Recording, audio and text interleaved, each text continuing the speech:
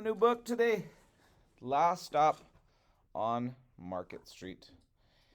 The author is Matt de la Peña. Pictures by Christian Robinson. Last Stop on Market Street. If you like hanging out with your grandma or nana or whatever you call her, okay, you're going to like this book. Okay? For Luna and her two grandmas. That's the dedication. For Nana. Oh, there it is.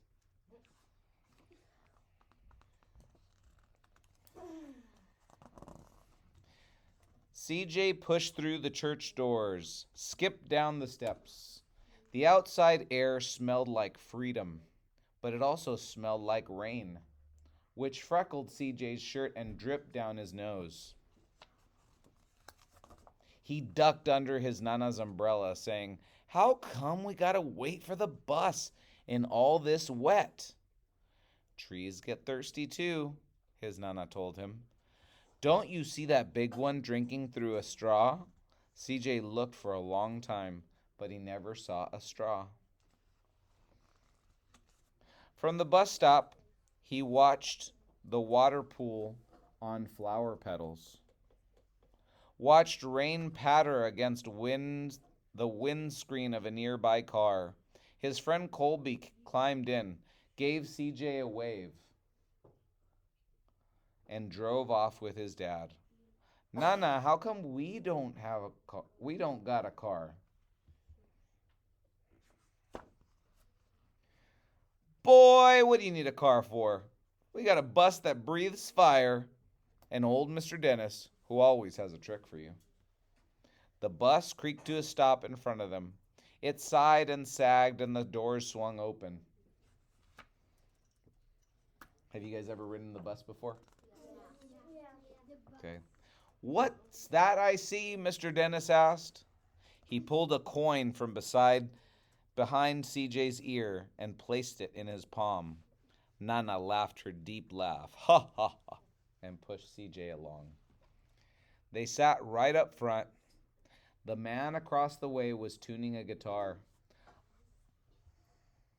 An old woman with curlers had butterflies in a jar. Nana gave everyone a great big smile and a good afternoon.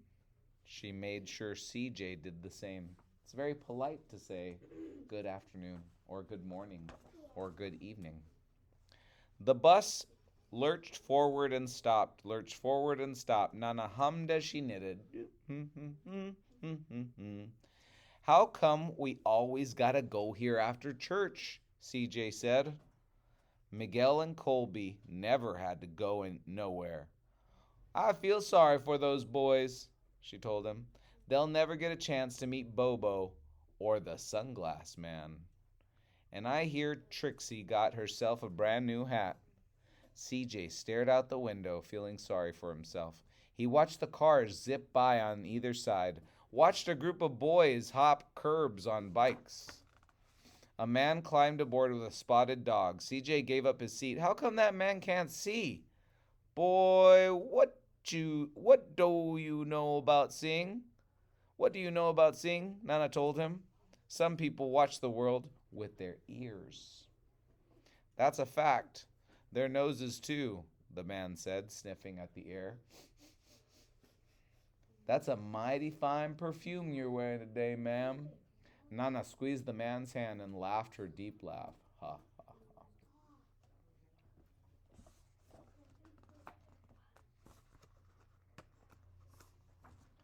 Two older boys got on next.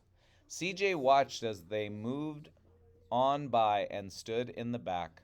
"Sure, wish I had one of those," he said. Nana set down her knitting. "What for? You got the real live thing sitting across from you. Why don't you ask the man if he'll play us a song?" CJ didn't have to. The guitar player was already plucking strings at the beginning to sing. To feel the magic of music, the blind man whispered, I like to close my eyes." Nana closed hers too. So did CJ and the spotted dog. And in the darkness, the rhythm lifted CJ out of the bus, out of the busy city. He saw sunset colors swirling over crashing waves, saw a family of hawks slicing through the sky, saw the old woman's butterflies dancing free in the light of the moon.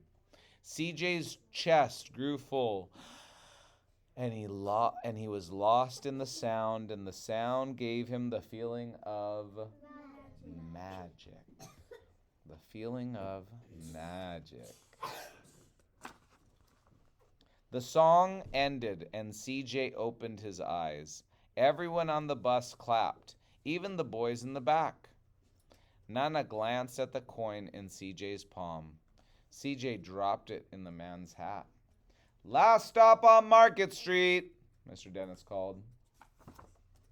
CJ looked around as he stepped off the bus. Crumbling pavements and broke down doors, graffiti-tagged windows and boarded-up stores. He reached for his Nana's hand. "How come it's always so dirty over here?" She smiled and pointed to the sky.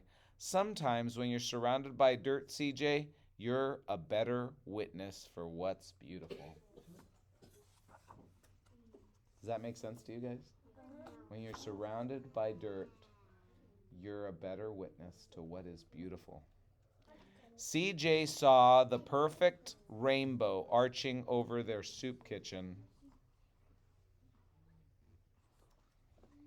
He wondered how his Nana always found beautiful where he never even thought to look. He looked around again at the bus rounding the corner out of sight, and the broken street lamp still lit up bright, and the stray cat shadows moving across the wall.